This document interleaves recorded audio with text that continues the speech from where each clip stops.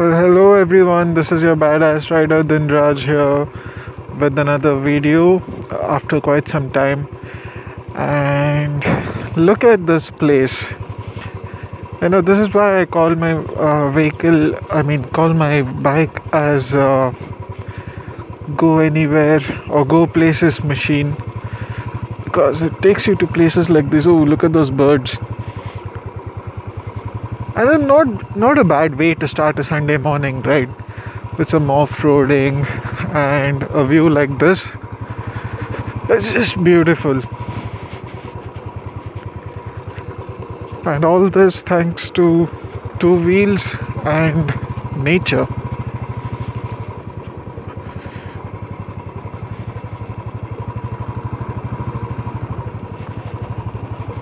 So basically I am at Krishnagiri, which is in Tamil Nadu, and I have left from Bangalore and come to this place. And yeah, as the topic of the video suggests, that's what I'll be talking about today. Let me just find a place to park first. Okay, this side. Skip.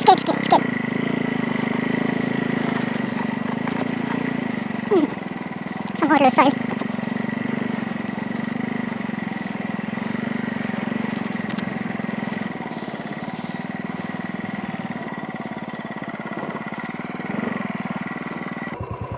I think this should be fine.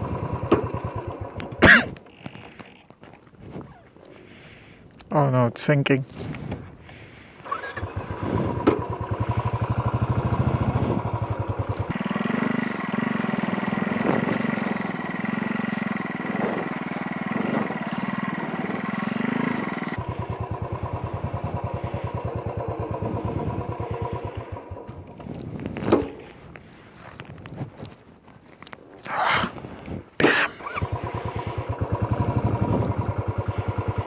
The soil is very soft here at some places, and at the other places it's very wet. So let me just find the right place to park it. I hope this works.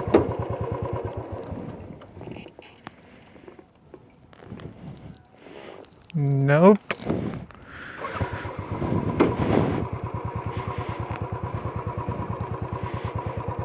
The rock.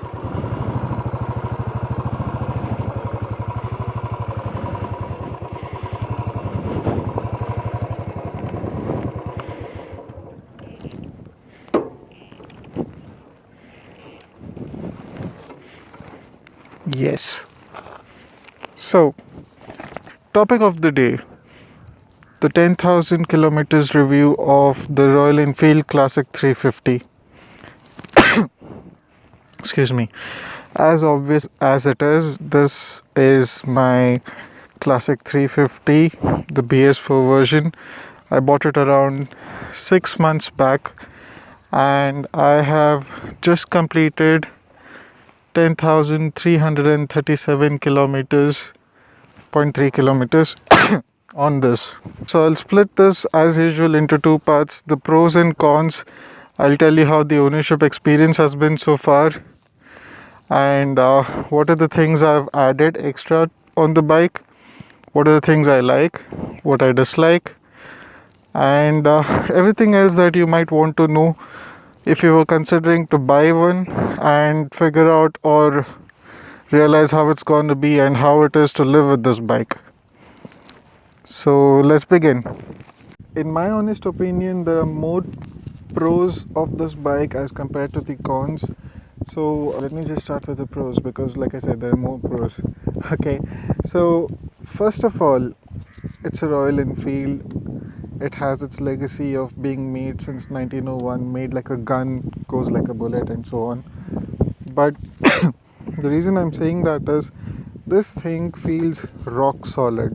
Okay, wherever you take it, even if you take it to a place like this, like where you have no roads or there are no paths, you don't get a feeling that the bike will break which there'll be parts that will flutter and fall off. I agree that there have been reliability issues with the brand and the bikes since the last few years, but I do feel that the new ones, they are reliable. And no matter what you do with this bike or where you take it, it doesn't feel like you're hurting the bike or the plastic panels, because there are no plastic panels. Okay, so that's one thing. You feel that the bike is rock solid and it won't break. And the second thing, for the 350cc bike, this does give you that mileage that you expect even from a 150cc vehicle. You get around 38 kmpl, which is really good. The third pro of the bike is that, like you can see over here, you have a lot of place to mount luggage, you have a lot of hooks, you have a lot of points where you can actually pull in your bungee cords and mount the luggage. That's one thing about the bike, and it's designed in such a way that it's highly customizable for your needs, as in for the luggage racks or anything that you would want to carry on your long hauls. So you might have seen a lot of Royal Enfields modified to the requirements, either functional or cosmetic. So that's one. That's the third pro according to me, because you have a vehicle which is like a piece of craft which you can modify or you can add accessories to as and when you want. Now you know that it's a thumper, or it comes from the family of thumpers. So one thing you know about this bike is that it's not very fast, right? You might consider it as a flaw, but to be very honest, when you are that fast on such scenic locations, you tend to miss out on all the scenery that goes around you. But when you're in that dug mode and you're going slow, maybe cruising at around 70 or 80 kmph, you actually get to take in and you get to breathe in all that view. So theft of scenery, that doesn't happen with this bike. You get to enjoy every moment. It's a pleasure for your eyes when you ride with this bike, and trust me, that's a good trade-off for speed. Okay, so talking about cons now. Since you might be a person who's coming from a Japanese vehicle or from some other brand or from some other manufacturer, which is who's known for refined vehicles, you might have issues with this particular engine because it still does vibrate. You do feel the vibrations, and it does become obvious at the foot pegs, under your seat, or anywhere else, because one thing you have to remember is almost every panel, everything of this is metal, right? So it's like metal clinging into each other. The vibrations, if it starts from the engine, it does creep into other parts. Sorry. So there are vibrations, and when you buy a Royal Enfield, you do know that you will get vibrations free with the bike, right? But then if you have to consider it as a con, it is a con then. So there are vibrations on the bike, but okay, I've lived with bikes which have had vibrations. These are bikes which you didn't expect the vibes from, but for a Royal Enfield, the vibe that it gives, the buzz, is something which you'd like to live with when you ride it around at around 70 or 80 kmph. It's a very sweet buzz that comes along with the bike. So that's a con, which according to me is not a con. Now, one of the actual problems that I've noticed with this bike after riding it for around 10,000 and odd kilometers is the cover of the suspension. That tends to scrape with your mudguard edge, and this is something which seems like a design flaw sometimes. I mean, I don't know how it happened, and I noticed it after a lot of kilometers. So yeah, that's one thing that pretty much annoyed me, because it's not supposed to happen, and I really didn't expect that from this bike. So that's one actual con that I have noticed with the bike. Now, another thing that I noticed, and I I'm not sure whether it's because of my riding or my torture that I've given to the bike, but then the nut that holds the cones or the forks together, that I think tends to loosen up because after a few kilometers, maybe around 3 to 6,000 kilometers, I've had terrible wobbles. But then I remember reporting it at around 3,000 kilometers when I had serviced the bike. Sorry, at 6,000 kilometers when I had serviced the bike. But then I was told that the wobbles or the shake, the vibe is normal. But then when I kept it on my 9,000 kilometers service, when I told them again, they said that yes, it was loose, they had to tighten it up.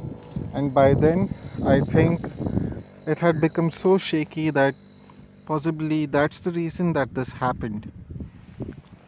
However, that one thing I had to say that the lock nut does get loose as you ride, or it may be that I have tortured the bike a lot.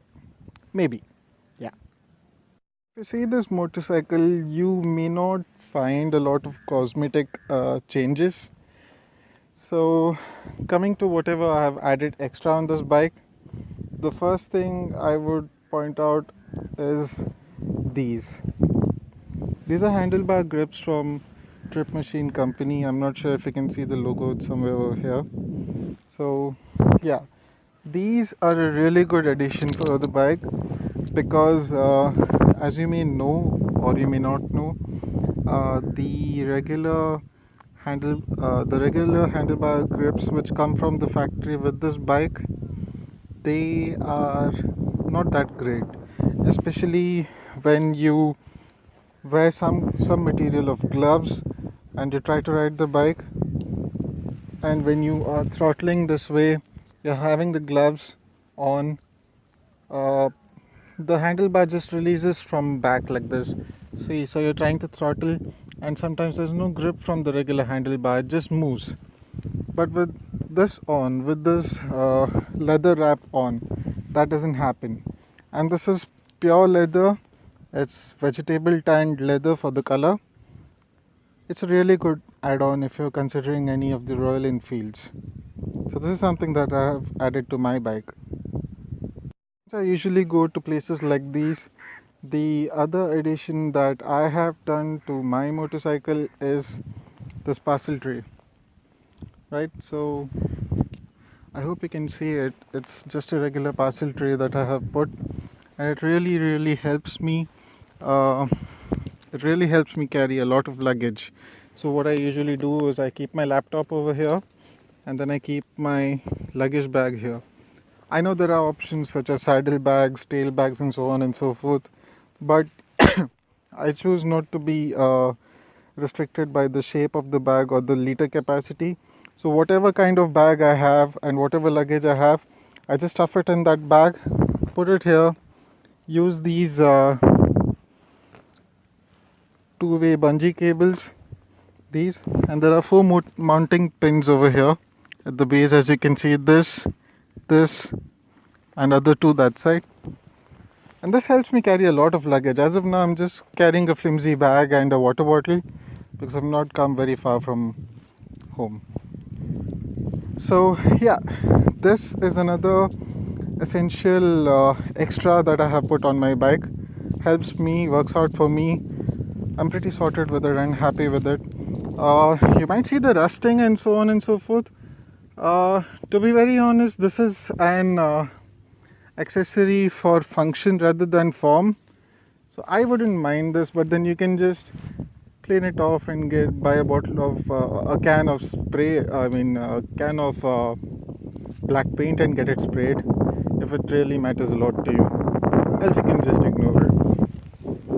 Anyways, it's not the rusting of the bike part, it's just the accessory. Oh, there's another thing that I forgot I have to add and I forgot to mention so far. That's about these, the spoke wheels. We know that in adventure motorcycles and the off-road motorcycles, the usually preferred kind of wheels are spoke wheels, right? Because they distribute the weight, they distribute the impact from the tire and the wheel edges, the rim edge, very evenly to the hub. That's the main advantage of having spoke wheels for off-roading or going on rough patches. But the last time when I did my 9,000 kilometers service, when the bike was almost ready, the service advisor just checked the wheels and he told me that the spokes need to be retensioned and there was a slight rim bend. That I'm not sure whether it should be happening so soon, but then to be very honest, I've taken it real bad off-roading sometimes, so maybe the blame's on me. Now if you see over here, the BS4 vehicles come with this number on the silencer, the exhaust tip.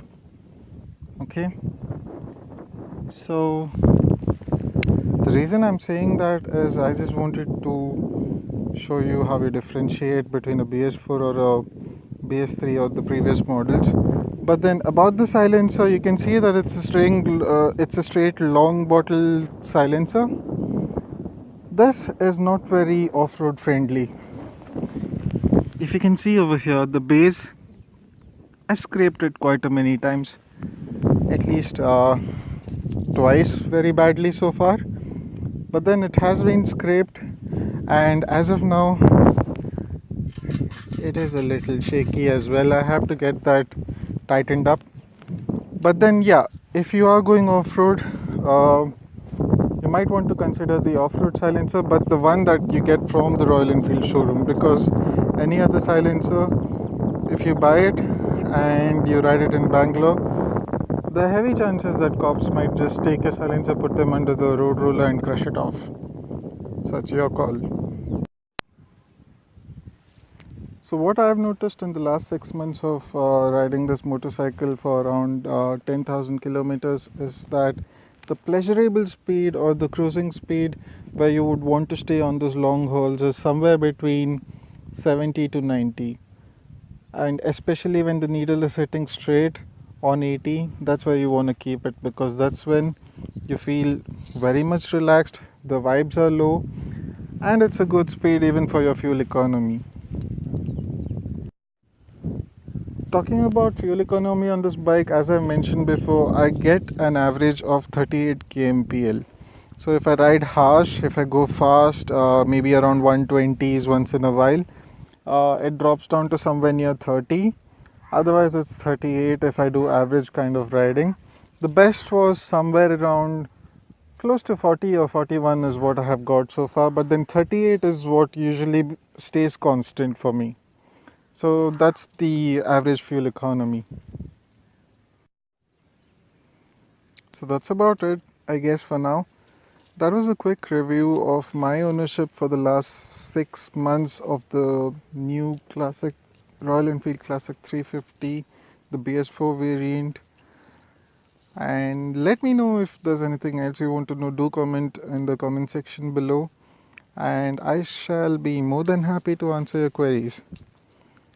And once again, let me tell you, this vehicle is truly a go places machine, because in all its true nature and in all its true prowess, this vehicle can truly take you places like these, especially when you want to go there on your weekends, your short-lived weekends, because we all know that every day we go through all the city mess, we have to go through all that busy honking, the city life, the grey color, buildings everywhere, and then suddenly when the weekend pops up, you just want an escape. You just want an escape from everything, all the loud horns, all those, the urban jungle. And that's when you look at your motorcycle, and when you have a motorcycle like this, it's more than happy to take you to places without any complaints, without hardly any hesitation.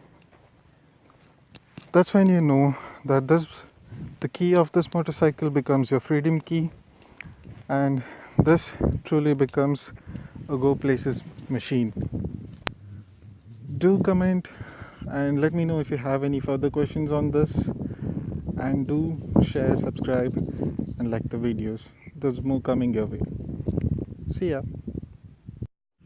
Guys, do pardon me for the wind noise because there's a lot of it over here, and my intent was to bring you the review in the most natural way possible. So I thought, why not a better place like this? Why not a serene place like this?